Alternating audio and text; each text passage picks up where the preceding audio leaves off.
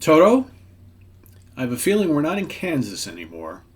Hey there, everybody. Pete Pardo here from Sea of Tranquility. Welcome to another episode of What's Hot with Sea of Tranquility. That's right. It's Wednesday. It's new album review day today. And amongst a few others that we'll be talking about today, one that I really do want to highlight is this brand new release. Of course, it comes out after we lost him, from Robby Steinhardt, original violinist with Kansas, who passed away a couple months back. Not in Kansas anymore. A Prog opera. As you can see, that is Mr. Steinhardt on the front. He's got a whole slew of guest stars with him on here. Of course, this is a very Wizard of Oz kind of themed release here. Let's take a look. There is the man himself. Man, what a loss. Such a great violin player, such a great singer.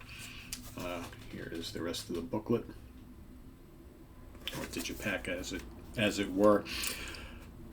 Yeah, this is really good. Really good. In fact, it's so good it makes the loss of Robby hurt even all the more.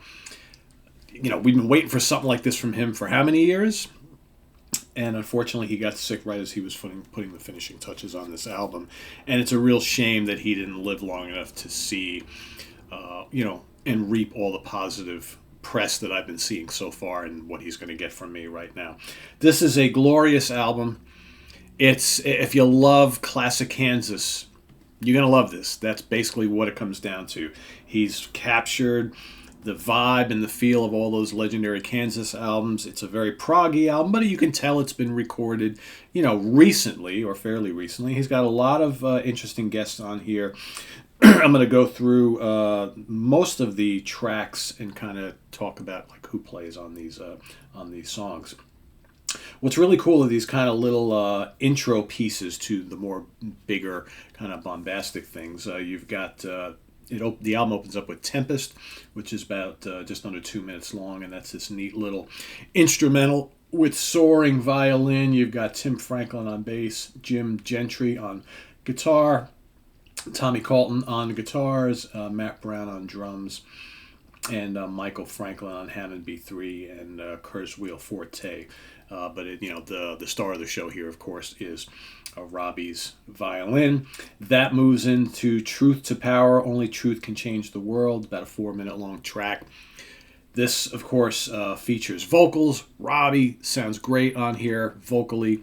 I always loved him as a singer. I thought one of the great things about classic Kansas is you had those two vocalists who both sounded very different, brought different things to the table, in Robby Steinhardt and Steve Walsh.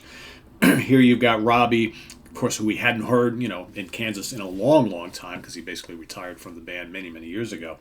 Here you get to see him be the main guy singing. Really, really cool. This is a really good up-tempo, catchy prog song. I like it quite a bit. You got most of the usual suspects are playing on most of these tracks, so I'm not going to mention everybody on every track except for the special guests. So you got that. So that's basically, so it's Tim Franklin on bass, Jim Gentry on guitars, Tommy Colton on guitars, Matt Brown on drums, and Michael Franklin on keyboards. That's the basis of the band on this album.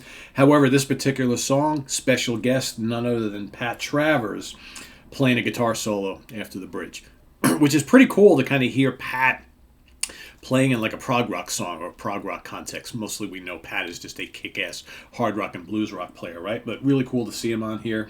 Next up, you got Mother Earth is Calling You, a little bit longer of a track, just under 6 minutes long. Again, featuring vocals, very Kansas sounding, but again, it's very up-tempo. Most of the tracks, even the more proggy ones, have some nice hooks on here, kind of like classic Kansas, right? Here you've got special guest Patrick Moraz on piano and Sonny Ferguson on acoustic guitar. Nice to hear Patrick Moraz kind of guesting on here with a little piano on this particular track. Then you got a really cool track called Rise of the Phoenix, Climb to Grace. This is instrumental. Amazing. Really, really good stuff. Again, complex, lots of interesting musical passages. You got violin, lots of guitars, lots of guitar solos on this particular one. We got Billy Cobham playing drums on this, guesting on drums on this track, and Steve Morse lending some guitar solos. Powerhouse stuff, right? One of my favorite tracks on the album. Then you've got the Phoenix. So you got Rise of the Phoenix, then the Phoenix. The Phoenix actually has vocals. Okay, another really cool piece. You got Billy Ashbaugh on drums, along with everybody else that I mentioned before. Really good prog track. Then it gets really interesting. Then you have this little 2-minute long instrumental called Prelude. Prelude to Dust in the Wind. So Robby and company do like a reimagining of the Dust in the Wind track, which I'll get to in a second. But the Prelude leads into Dust in the Wind. And this is all instrumental. You've got Charlie Chant on flute and recorders. You got a horn section on here as well. You got Paul Fleury on cello. Tim Franklin on string bass, and most of the rest of the other characters. There's a string section, soaring violin, and they take some of the melodies from the Dust in the Wind song, but they do like kind of like this whole kind of like orchestral thing with it. Really cool. Really, really cool. Because like you'll be listening to this album, and the first the first 2 times I listened to the album, I wasn't really paying attention to the track names and all that kind of stuff. So I'm listening to it, I'm like, wait a second. I know that melody. That's from Dust in the Wind, but this is not Dust in the Wind. Then I went and pulled this out. I'm like, oh, but it leads into Dust in the Wind, right? So then we have Dust in the Wind. We've got Robby doing all the lead vocals, and of course the violin.